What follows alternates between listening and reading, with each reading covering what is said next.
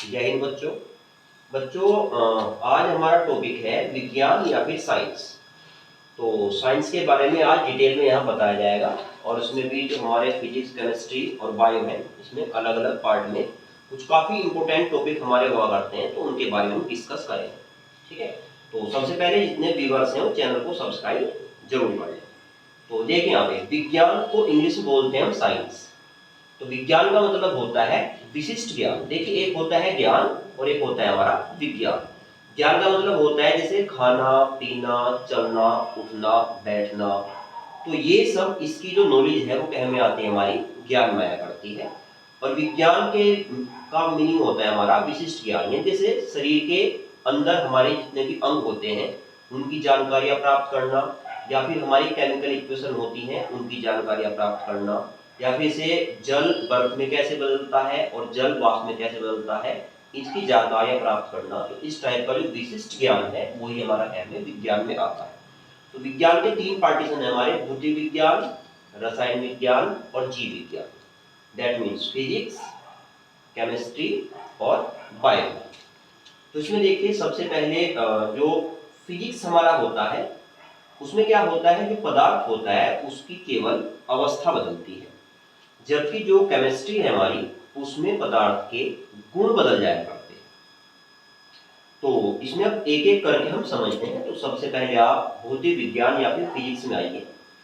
तो इसमें हमारे अभिकारक उत्पाद का यूज होता है। तो सबसे पहले मैं आपको अभिकारक उत्पाद बता देता हूँ। देखिए, जब भी हमें कोई नया प्रोडक्ट बनाना है तो उसके लिए स्टार्टिंग में जो भी सामान लिया जाता है उसको हम बोलते हैं अभिकारक, और जो बाद में हमें बन के प्राप्त होता है उसे हम बोलते हैं उत्पाद। जैसे अगर आपको चाय बनानी है तो चाय बनाने के लिए हमें पानी, चीनी, पत्ती और दूध की जरूरत पड़ेगी। तो ये चारों सामान हमारे पानी, चीनी, पत्ती और दूध अभिकारक होंगे। अब हम इन चारों सामानों को एक बर्तन में डालकर गैस के ऊपर रखेंगे और गैस को ऑन कर देंगे। तो उसमें 5 या 10 मिनट जो प्रक्रिया चलेगी उसे कहेंगे हम अभिक्रिया। और उसके पश्चात लास्ट में हमें जो प्रोडक्ट बन के प्राप्त होगा वो क्या होगी, हमारी चाय। तो चाय को हम बोलेंगे उत्पाद। तो अभिकारक होता है जो हम स्टार्टिंग में लिया करते हैं, और उत्पाद होता है जो हमें बाद में प्राप्त हुआ करता है। जैसे अगर हमने दूध से दही बनाई तो दूध अभिकारक होगा और जो दही है वो हमारा उत्पाद होगा। तो देखिए, फिजिक्स में हमारी वो घटनाएं आएंगी जिसमें अभिकारक से उत्पाद बन जाए और उत्पाद से वापस अभिकारक बन जाए। जैसे हमने जल को ठंडा किया तो बर्फ बन गई, और बर्फ को फिर से गर्म करो तो जल बन जाएगा। तो जल से बर्फ का बनना, बर्फ से जल का बनना, ये हमारा क्या में आएगा, फिजिक्स में आएगा। जबकि केमिस्ट्री में आप आइए, केमिस्ट्री में अभिकारक से उत्पाद तो बन जाता है, लेकिन हमारे पास ऐसी कोई टेक्निक नहीं होती कि उत्पाद से वापस हम अभिकारक बना दें। तो ऐसी सभी घटनाएं केमिस्ट्री में आती हैं। जैसे दूध से हमने दही को बनाया, तो ऐसी कोई टेक्निक हमारे पास नहीं है, ऐसी कोई मशीन हमारे पास नहीं है जो दही को वापस दूध बना दे। देखिए, अभिकारक से उत्पाद तो बन गया लेकिन उत्पाद से अभिकारक नहीं बन सकता। ऐसे ही मान लिया हमने कोई कागज लिया, अगर हमने उसको जला दिया तो उसकी राख बन जाएगी। हम राख से वापस कागज नहीं बना सकते, तो ये भी हमारा केमिस्ट्री में ही आएगा। ऐसी हमारी पाचन क्रिया है वो भी केमिस्ट्री में ही आएगी हमारी। तो ये फिजिक्स में जो हमारा पदार्थ होता है उसकी मुख्यतः 5 अवस्थाएं हुआ करती हैं। देखिए, फिजिक्स में केवल अवस्थाएं बदलती हैं। वो अवस्थाएं हमारी ठोस, द्रव, गैस, प्लाज्मा और एक है गॉड पार्टिकल। तो जो गॉड पार्टिकल है इस पे अभी खोज चल रही है, लेकिन इन तीनों के बारे में आपके सिलेबस में है। देखिए, ठोस होता है जिसका आकार आयतन दोनों निश्चित हो। द्रव होता है जिसका आयतन निश्चित हो लेकिन आकार निश्चित न हो। गैस होती है जिसका आकार और आयतन दोनों ही निश्चित नहीं हुआ करते हैं। प्लाज्मा होता है हमारा जिसमें ठोस, द्रव, गैस तीनों के ही गुण पाए जाते हैं। ठोस का उदाहरण होगा जैसे आपका ईंट, पत्थर, लकड़ी, ये सब ठोस में आएंगे। द्रव में हमारा जैसे जल, तेल या शहद और दूध हमारे द्रव में आ जाएंगे। गैस में है जैसे oxygen gas, carbon dioxide gas, nitrogen gas. और प्लाज्मा में आएगा जैसे हमारा कोलगेट या फिर जेल। गॉड पार्टिकल के बारे में अभी हमारी खोज चल रही है, ठीक है। बाकी इन चारों के बारे में हमारा कंप्लीट है। यहाँ पे आ जाइए, तो देखिए केमिस्ट्री हमने बता दिया है जिसमें अभिकारक से उत्पाद बन जाए, उत्पाद से वापस अभिकारक न बन पाए, वो सारी घटनाएं हमारी रसायन विज्ञान केमिस्ट्री में आएंगी। अब देखो जो पदार्थ हमारा हुआ करता है, तो उसको केमिस्ट्री में, केमिस्ट्री की लैंग्वेज की डेफिनेशन लिखना चाहें तो पदार्थ हमारी वो वस्तु है जो जिसमें द्रव्यमान होता है और जो स्थान घेरती है। केवल प्रकाश ही एक ऐसी वस्तु है जिसमें द्रव्यमान नहीं हुआ करता, केवल स्थान घेरता है प्रकाश हमारा। बाकी इस पृथ्वी पर जितनी भी वस्तु हैं सभी में द्रव्यमान उपस्थित होता है और ये स्थान भी घेरा करती है। तो जिसमें द्रव्यमान हो और जो स्थान घेरता हो उसे ही हम पदार्थ कहते हैं। पदार्थ दो प्रकार के होते हैं, शुद्ध पदार्थ और अशुद्ध पदार्थ। इसमें जो शुद्ध पदार्थ है ये भी दो पार्ट में डिवाइड है हमारे, तत्व और यौगिक। तत्व तीन प्रकार के हमारे, धातु, अधातु और उपधातु। धातु होती है जिसमें चमक होती है और इलेक्ट्रॉन उपस्थित हुआ करते हैं और ये अधिकतर ठोस अवस्था में रहते हैं, जैसे सोना और चांदी। अधातु होती है जिनमें इलेक्ट्रॉन उपस्थित नहीं होते हैं और इनमें चमक नहीं होती है, तो उदाहरण इसके से लकड़ी और प्लास्टिक। उपधातु होती है जिसमें धातु और अधातु दोनों को ही गुण विद्यमान हो, जैसे सिलिकॉन, जर्मेनियम और बोरॉन। फिर हमारा यौगिक। यौगिक दो प्रकार के होते हैं, कार्बनिक यौगिक और अकार्बनिक यौगिक। कार्बनिक यौगिक होते हैं जिनमें कार्बन की मात्रा उपस्थित हो, यानी कि सी उपस्थित होना चाहिए। अकार्बनिक यौगिक होते हैं जिनमें कार्बन उपस्थित नहीं होता है। देखिए कार्बनिक में आएगा जैसे CO2, CH4, C2H6, H2CO3, इनमें सभी में कार्बन उपस्थित है, तो ये है कार्बनिक यौगिक। और कार्बनिक में आएगा जिनमें कार्बन उपस्थित नहीं होता, जैसे H2O या फिर Cl2, HCl, ये सभी हमारे अकार्बनिक यौगिक हैं। उसके बाद जो अशुद्ध पदार्थ है इसको मिश्रण भी कहते हैं। ये दो प्रकार के होते हैं, समांगी मिश्रण, विषमांगी मिश्रण।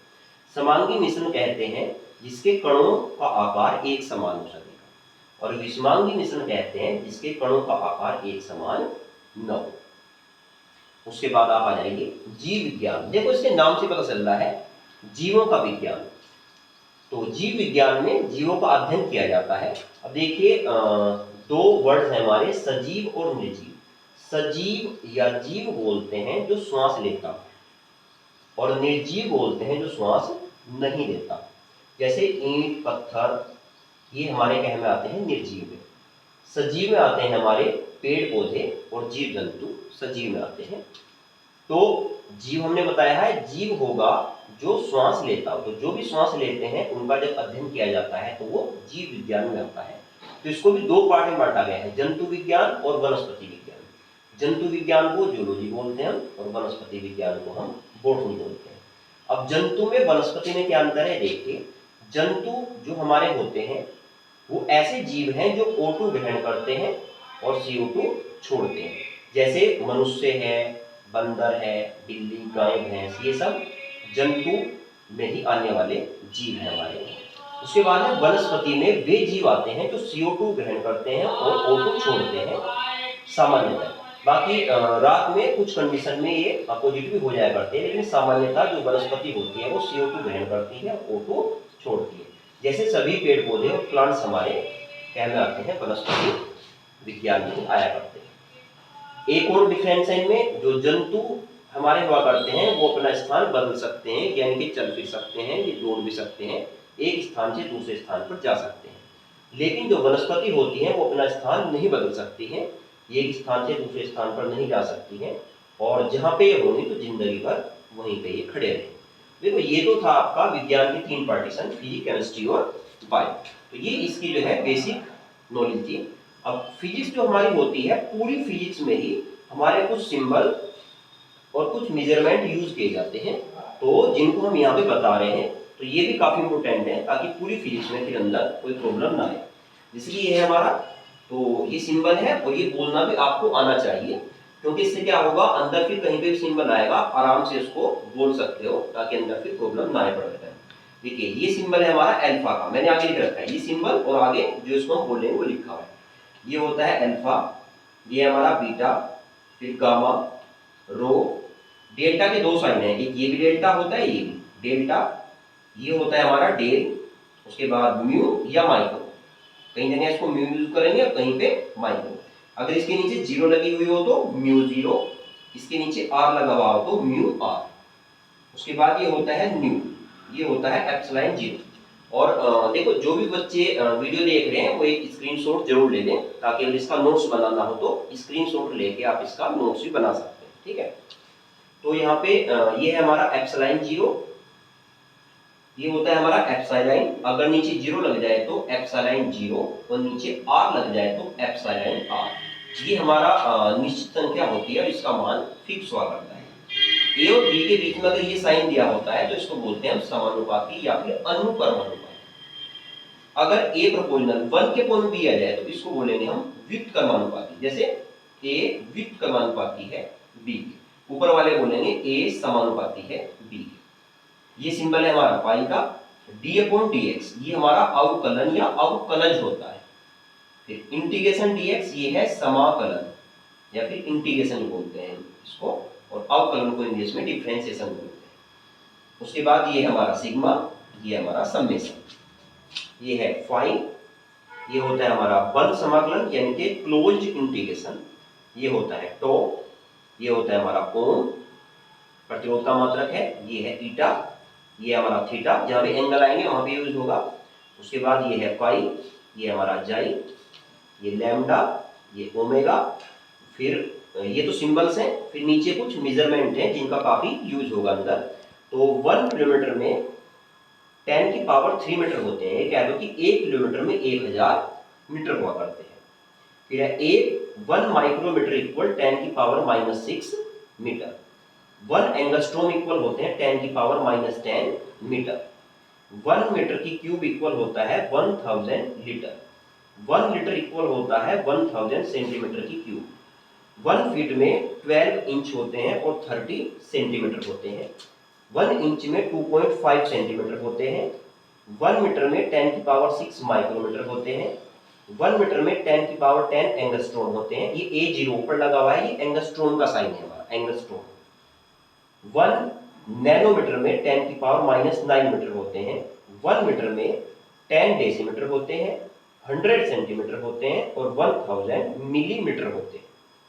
1 मीटर में 10 की पावर 12 पिकोमीटर होते हैं और 1 पिकोमीटर में 10 की पावर -12 मीटर होते हैं। तो ये आपका साइंस का बेसिक था, जो आगे चैप्टर में आपके जो है काफी काम आएगा। तो सही बच्चे इसको याद कर लें, पूरी फिजिक्स में आपको ये जो बेसिक है काफी काम आएगा। अगर वीडियो अच्छी लगी हो तो लाइक करें, कमेंट करें, शेयर करें और चैनल को सब्सक्राइब जरूर करें। Thank you.